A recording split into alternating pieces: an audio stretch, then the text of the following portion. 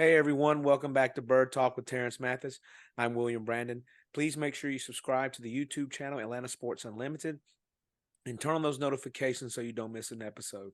This episode is brought to you by Prize Picks, the simplest sports fantasy game on the market, and you can pick from multiple sports platforms. But get this, sign up using the code ASU and Prize Picks will 100% match your initial offer up to $100. Deja vu. The Falcons are 2-0 for the first time since 2017 by defeating the Green Bay Packers 25-24, coming back to score 13 unanswered points in the fourth quarter. Offense, defense, and special teams had a good day. How do you feel? 2-0. You said it. You ended the show 2-0, and we started 2-0. I told you this would be a test for this football team. Even though Jordan Love is a first-time starter, this still is a good football team, good defensive front that the Falcons beat in the Green Bay Packers. Here's the thing. When the defense wasn't playing so well, the offense kept them in the game. Then there was a lapse in the game where they got down. And then here's the thing. And I was thinking about this today before we came on. I was thinking about the conversation I had with Arthur Smith this offseason and how he built this roster. And one thing he said to me, he says, I got to have guys in that locker room that believe and feel that the way I feel. And I didn't quite understand that until what I seen on Sunday afternoon on them fourth down attempts. He coached that game to win. He wasn't trying to be cautious and careful. And those guys rose to the occasion, which they grew up. Sunday, we seen a young Atlanta Falcon football team grow up. We seen Desmond Ridder I'm not saying he's there yet, but we've seen the potential and we've seen what he can be for this organization going forward. Comes back from 11 points down and wins the football game. Gritty run, get in the end zone for a touchdown, some great passes. But I tell you what, right now, today, Bijan Robinson is the best running back in the NFL. Just watching what he can do, catching the football, what he does, running the football. Oh my God, he looks so smooth, man. It's funny because the funniest thing I ever heard playing football, someone asked Eric Metcalf, he said, God gracious, dude, how are you so smooth and this, that? He says, my feet never touch the ground. And I said, and you look at Bijan Robinson run, man, it's like he's just skating. Yeah. It's just beautiful to watch. He got his first 100-yard game as a professional football player in the NFL. Congratulations to him. They rushed for over 200 yards. They threw for over 200 yards. I mean, they were good on third down. They were excellent on fourth down. It was a good football game, and it was a good test for this football team. And I like the way they responded, the grit that they had in the fourth quarter. Defense gave up some plays. They gave up 3 touchdowns in the passing game, and we knew that. The secondary right now, Flowers is trying to feel himself out whatsoever, but they get better. It happens. But here's the thing. Even with the 3 touchdowns, they held this Green Bay offense under 250 yards in total offense. Yeah. They only had under 100 yards rushing. That's far better than what the Falcons gave up last week, and that's what we talked about. I thought the offensive line got better as the game went on. Gave up 1 sack. That's good. It's better than the 4 they gave up the week prior. So they're getting better and better. So here's a football team that's on track right now. Right. What you want to see is them get better and better, and to one point in the season, we just want to see consistency of good football. So they got to get to, which we say in football, they have to find their identity. Right. And once they find their identity, they can play consistent football week in out. I checked the stats today to see one thing. I wanted to see where this defense ranked after the second week in the season. They're sitting right at 16 in total defense. We have to get in the top 10. This team has to get in the top 10. I look at the offense. They ranked in the top 15. I think they're 12th offensively, which is good. If they're getting the top 10, we're talking about them. If the defense and offense get in the top 10 in those categories, total offense and total defense, you have a really, really good chance of winning your division and playing in the conference championship game. No, 100%. I couldn't be more elated. Of course, there were times like any other game that nerves crept in, but this team has felt different. These 2 weeks they really do. They have a different attitude about them, Right. and I mean everything from the quarterback all the way down the defense. Right. Like you said, Desmond Ritter, he did play much better. He threw a touchdown, ran one in, threw over 200 passing yards. He seemed to answer some of the questions that people had Right. from week one. Because Right. week one, it was just, can he throw? Can he do this, that, and the Right. third? He got the ball to Drake London. Drake Yes. London had a nice day. Mm-hmm. Mac Hollins, great Yeah. day. He was Yeah. really Yeah. beastly out there. He even Right. had a toe tap touchdown that was overturned. Exactly. You know, I'm really thrilled with what the offense looked Right. like. I mean, Right. they're headed in the right direction. Right. Like you said, the defense, they had a few mishaps, but they did not break in that fourth quarter. They held Right. them scoreless in that fourth. Yes. And Koo was Koo. He Right. made those big time field goals and put us over the top. I Right. mean, even when Ritter, the press conference, I saw him talking, and they were like the nail in the coffin, or y'all are about done. And he kind of retorted Yes. back that no, we're not done. We're never Never done. done. Never done. I like that. I like to Yeah. see that out of the Yeah. quarterback for the Atlanta Right. Falcons. Right. Well, here's the thing. For the first time in a long time, we had a quarterback that kind of jumped back at a reporter instead of being a cliche type quarterback. Mhm. He spoke the way he felt, Mhm. and I like that. And that's the confidence, that's that kind of cocky confidence that you have to have at that position. Because if you have cautious confidence, you're gonna make a lot of mistakes, Right. and things gonna when things affect you, you're gonna cower and not be effective. So I like to see that little brash from him whatsoever. Let me tell you now, this team, looking at this offense, we're talking about the offense right now, which is a young offense. It's almost like they don't know any better. Mhm. It's almost like we don't care who we play. We know what we have. We're just gonna go out and play. They don't know they're young. They don't know they're inexperienced. They're just going out there and balling. I Right. like it, and as Bijan goes, that offense goes. As Drake goes, offense goes. I thought Ritter did a great job of spreading the ball around. They got, like I said, the first play of the game, they got London the ball right away, and you can see his energy right away. That's what wide receiver ones want. They want the ball right now, get me started, get me going right away so I can stay engaged. And he did that. So Arthur Smith must have been listening to us last I week. was thinking. He must have been listening to us last week. And defensively, even though we only had one sack, we had a lot of pressures. I thought, I still would like to see more pressures and more sacks, but that's just being greedy, and we get there. I thought the defensive line played well. I thought the linebackers played well. I think in the secondary, I think we had some miscommunications. We played out of place sometimes, but that's okay. We'll get that fixed. It's only week 2. Here's the thing. When we come on this show, when I speak about this Atlanta Falcons football team, I'm speaking from a former player's perspective and from a coach's perspective. Never satisfied. Yeah. Yeah, we can come on this show and talk really good about the Falcons. We can say this, we can say, oh, yeah, yeah, yeah, yeah, yeah, yeah, yeah, yeah. No, no, no, no. Let other shows do that. Yeah. This is not that show.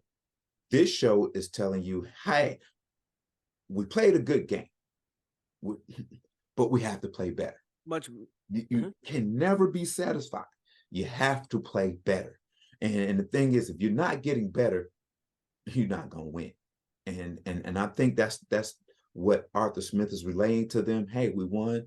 but we can play better here. We can do better here, blah, blah, blah. We don't want negative runs in the running game. We want positive runs in the running game. Look, hey, be careful with the ball. You almost threw a pick six one time, blah, blah, blah.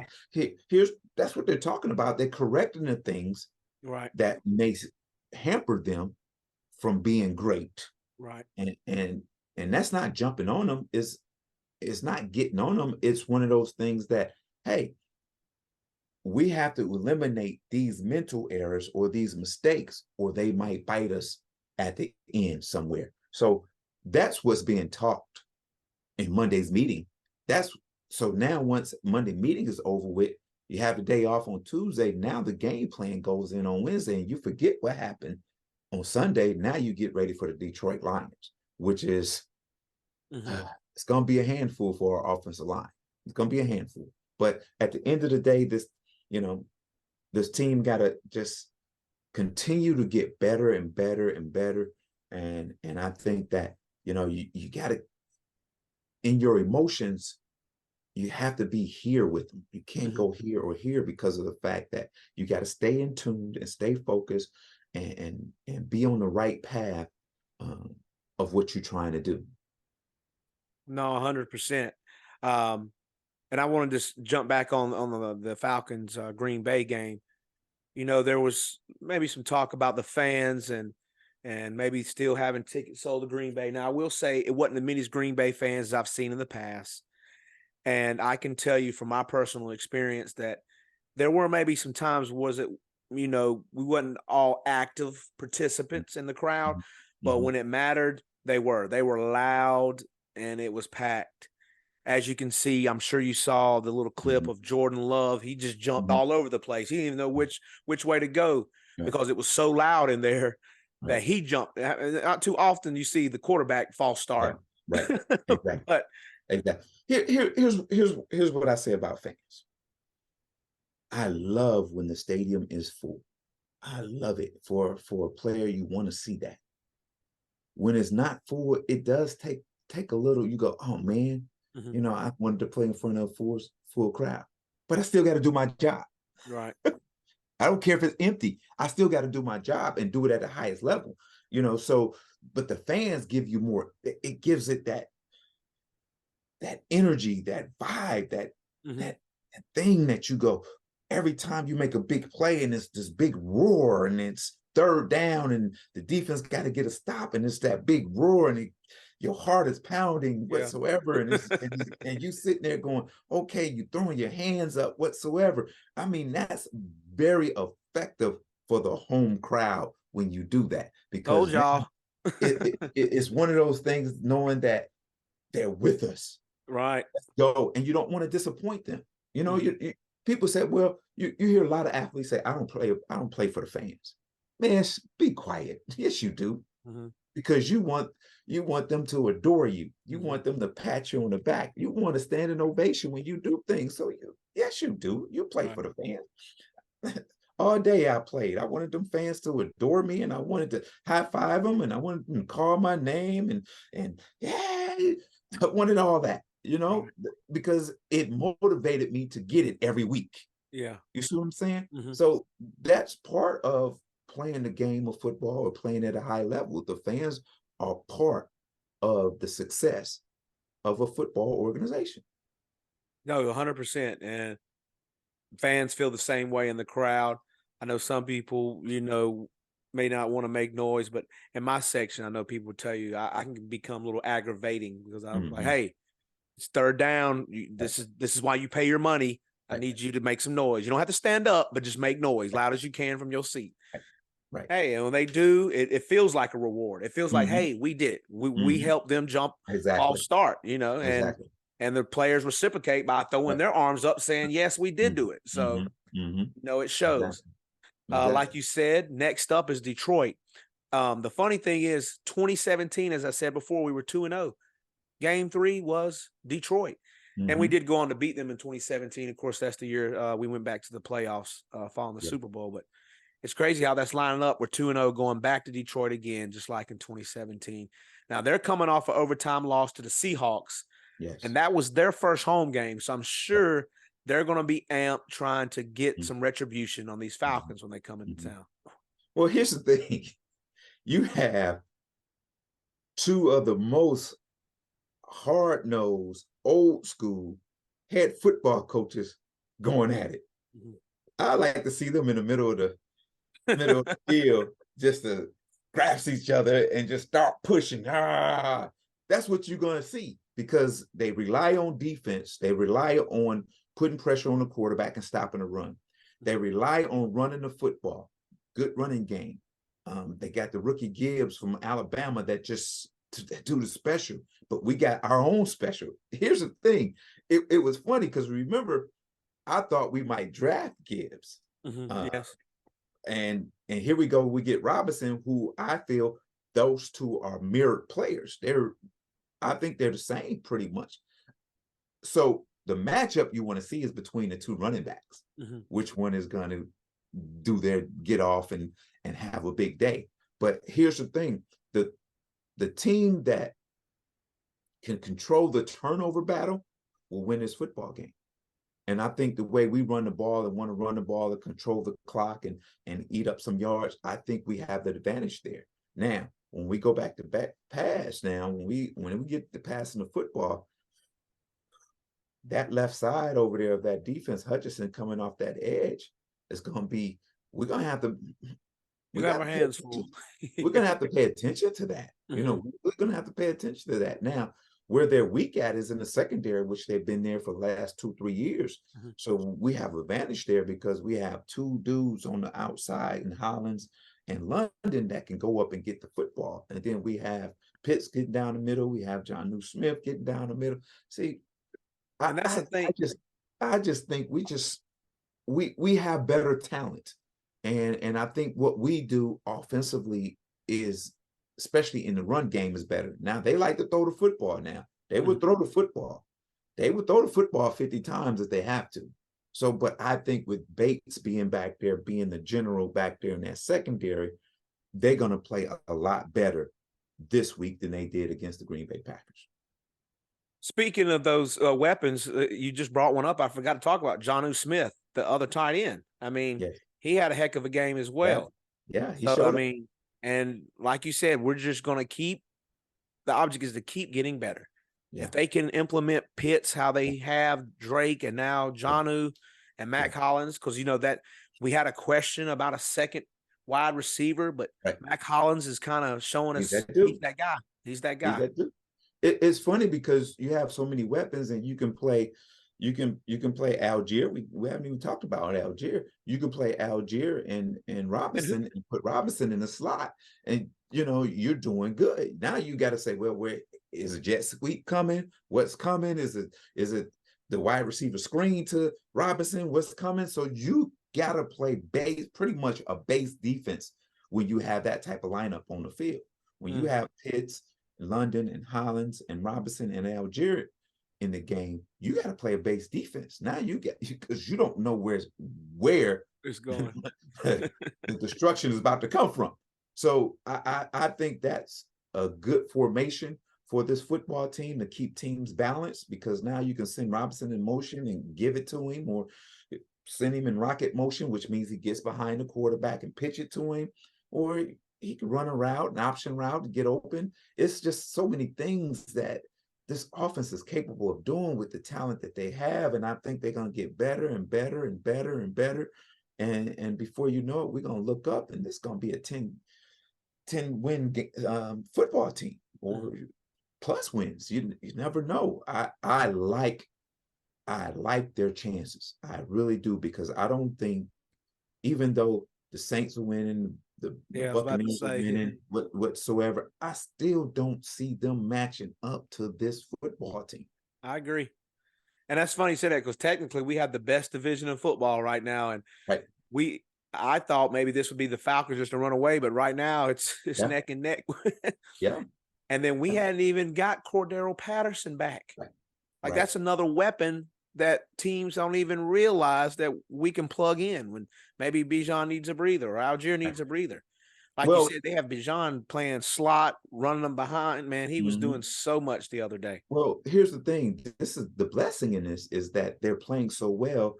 Now you can take your time to get Mhm. Patterson back and get him healthy, Right. um, and ready to play instead of trying to play at 80% Patterson. Let's have a 90 to 100% healthy Patterson, where now he's in full go, full gear, and fully healthy, and can really produce and not worry about being injured again.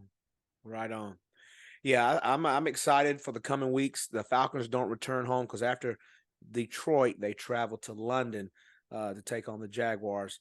So it'll be a few weeks before they get to come back in front of their home crowd, where Ritter is undefeated in Yes. college and the No, pros. I seen that. That's incredible, man. That's incredible. But I hate they put that out there. Yeah. You know how I said, "Oh, he's never missed a field goal in 3 years." Shame. Doink. Absolutely. Yeah, So what you got for us today? I'm gonna keep it simple. Here's a time of the year where there's high school football, there's college football, there's NFL football, and I'm gonna keep it here. Fans get so engulfed in their football teams whatsoever. Mhm. But let me tell you this. It's a game, folks. It's a game. It's a game. It's not life. Yes, these especially on the professional level, these guys are playing for, so they can take care of their families whatsoever. The college kids are playing to get in the NFL to do the same thing. But at the end of the day, it's just a game. The fights in the stands has to go. The death threats for the young people has to go. Coaches in high school players' faces and threaten them, it has to stop. It's not that serious where you put people's lives in danger. It's not. It's not. It's not. It's not. Because when the last time one of these teams paid your rent? When the last time one of these teams paid your light bill? When the last time one of these teams paid your doctor bills? It's a football game. It's entertainment. It's not that serious. Yes, you can have your allegiance with your teams, but hey, don't go overboard when somebody says your team suck, blah, blah, blah, and go, aha, interception. It's not that serious where you have to punch a man in the face. He goes to the hospital and dies. Yeah, I saw that too. It's ridiculous. It's ridiculous. And the way we attack each other on social media because we express our opinions. Your opinion is important to you. My opinion is important to me. I'm not going to disrespect it. I'm going to take it for what it is and let it go because it's not that serious to me. It's not that serious to me. At the end of the day, people understand this. Everything you do, it should be pleased to please God, not man, not man, because at the end of the day, he has the final judgment. God has the final judgment, not man. Right. That's all I have for you. Thank you as always, T. I will be traveling to Detroit, so if you see me up there, fans, give me a holler. Falcons, let's go 3-0.